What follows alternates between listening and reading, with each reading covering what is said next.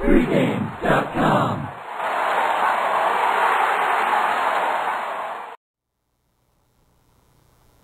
Wednesday night NBA action. We've got the Lakers at the Dallas Mavericks. It's on ESPN. We're taping on Monday, Brian, so we got to project the line, and bad part is both of these teams play tonight. So that's going to have, an effect if somebody gets hurt or one of these two teams wins in a romp. It's going to affect the line for Wednesday. You projected it at 4. I projected it at 4.5, Dallas. We're going to go ahead and go with 4 on this one. This is your video pick. I'll counterpunch you. Set the stage. Well, you got two teams that should be tired here. We got the All-Star break coming up.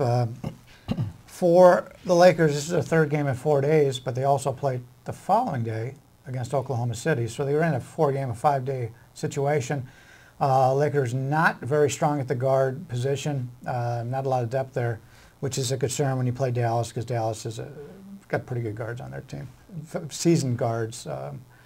So they should have a big advantage of the guard position. But, Lakers just 4-12 against the spread on the road this season. They've been really disappointing away from Staples Center. Going back to the earlier meeting, they beat the Mavericks 73-70 at home. The game goes under by 39 points in that game. I kind of like the under here, but because that one went under by so much, it's kind of like, I guess I have to see. Looks too good, yeah. Yeah, I have to see what the line comes out here. But that came on the heels of a 102-94 loss to the Clippers in their first regular season game against the Clippers. If you remember, in the preseason, each team played 2 preseason games. Since the Lakers play in the same building as the Clippers, a smart move by the NBA there. They played 2 games. I think they wanted to start fueling that rivalry, too. Well, the Clippers won both those games. So that was a big revenge game right there for the Lakers. So, and then they lost that game to the Clippers. So now they only had the 2 preseason losses to an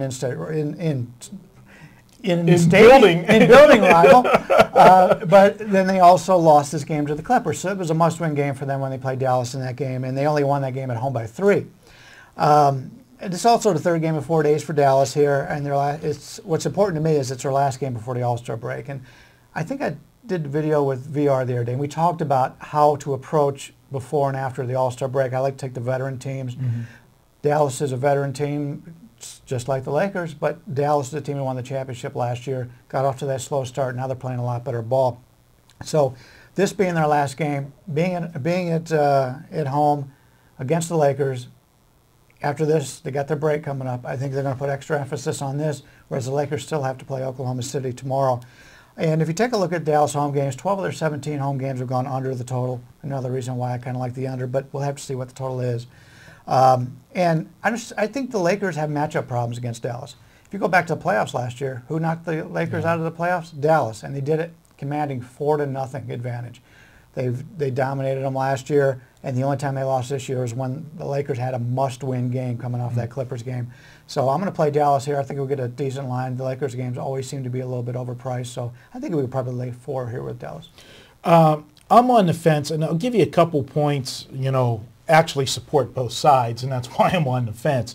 Both teams are playing their third game in 4 nights, so it's a bad situation for both. It's a little bit worse for the Lakers because for them playing, there's 3 games in 4 nights. You say, okay, well, they're both 3 games in 4 nights. Well, there is a difference if one team is in a different city all 3 days. So, it makes it more of a taxing situation, and that's what the Lakers are in.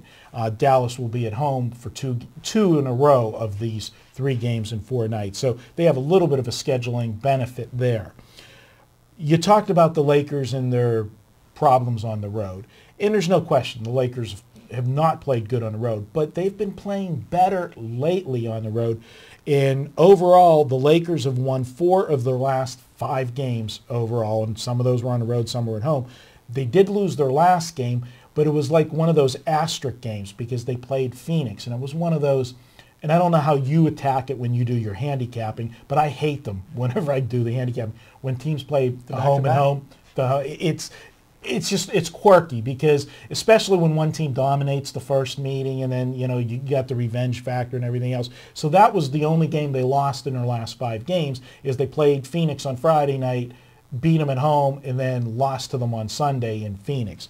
One of the reasons why I think the Lakers are starting to play better and I think it'll be something we'll see moving forward as they go on later in the season. Remember, this is a team that got a new coach this year. Totally different style from Phil Jackson. And we talk about this in college basketball, like when you have a lot of freshmen. It takes time for that team to gel and mold and, and the players to mesh. And as the season goes on, because the season's so long, the team gets better as they start to play together, learn the system. Well, you're going to see that with the Lakers, and it's bad enough to have such a, overhaul of the offense and defensive schemes from Phil Jackson's.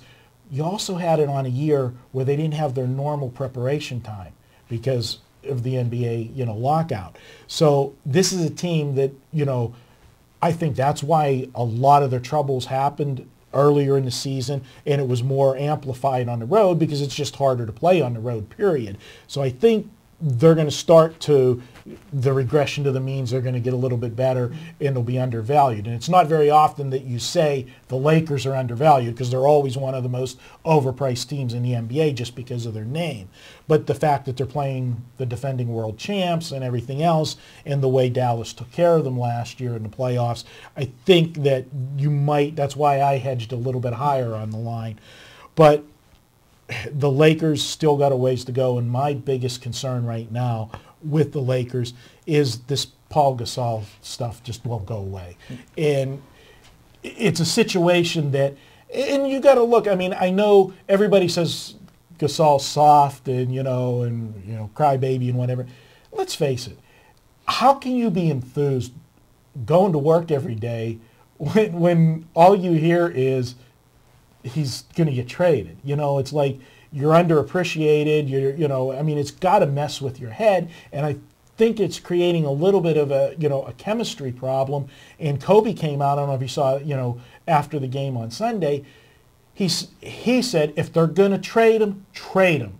Be done with it, or let's put this thing to bed. But he also prefaces by saying, I don't want you to trade him. Yeah, I'm happier with him here. We need him. But if you're going to trade him, let's get it done with, because it is a distraction. So that's a concern that's putting me on the fence, but definitely benefits your side of the play. As for your Lakers comments, it makes a lot of sense with them getting better as the year. And my point was being, coming out of the All-Star break, there's going to be different personnel on this team, so they might have to start over again. So that's my only concern with the Lakers down the line. Yeah, that's that's going to be a great point. If they do pull the trigger and make this trade, it's going to change the entire chemistry of the team.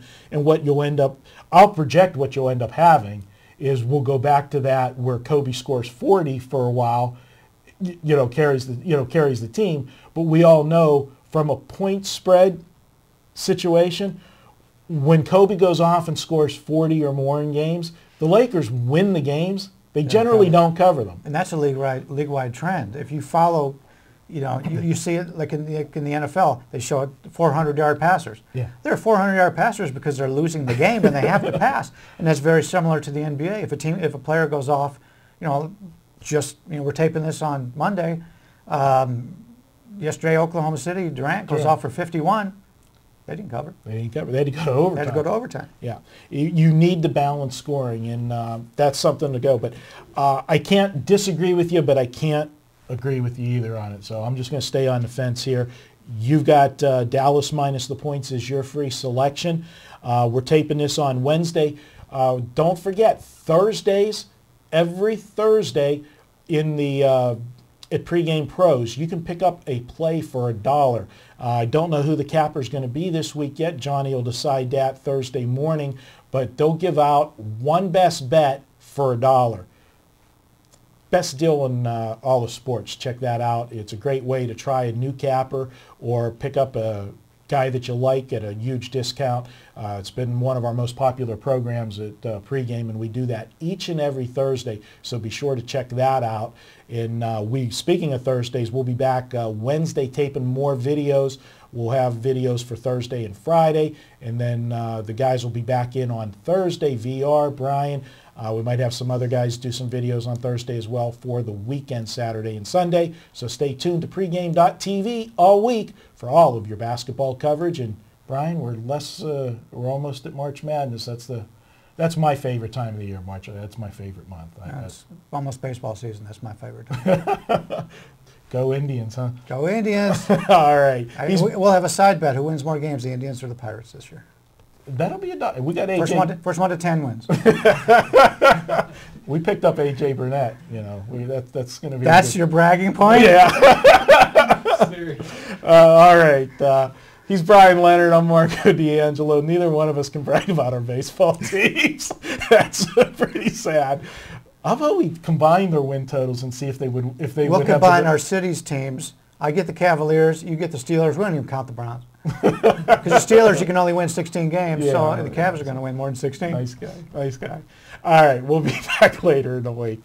Thanks for watching.